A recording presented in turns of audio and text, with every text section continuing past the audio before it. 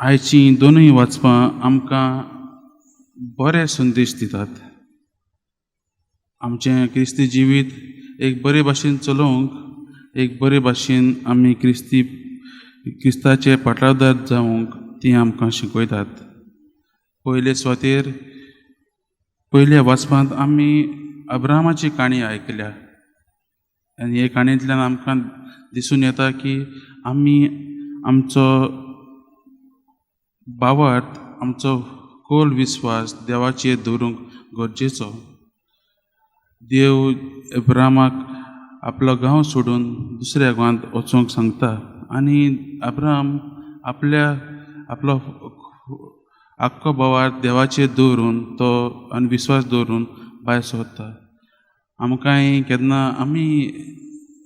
आमकांय सांगलें जाल्यार आमी जायते पावटी दुबावता, पूण देवाचेर भावार्थ दवरूंक आयच्या पयल्या वाचपांतल्यान अब्रामाच्या काणयेंतल्यान आमकां दिसून येता.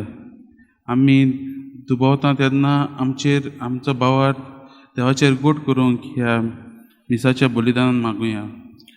तेच परी आयच्या शुभ वर्तमानांत आमकां जेजू एक काल्तिकायेचें आनी एक उदार मनाचें जिवीत जिवंक आपयता. जायते फावटी आमी आमचे चुकी पडनासतना दुसऱ्यांचे चुकी करूंक पयलीं फुडें सरतात. जायते फावटी आमी आमच्या भाव भयणीची चुकी काडूंक तांची नीट करूंक पयलीं फुडें येतात.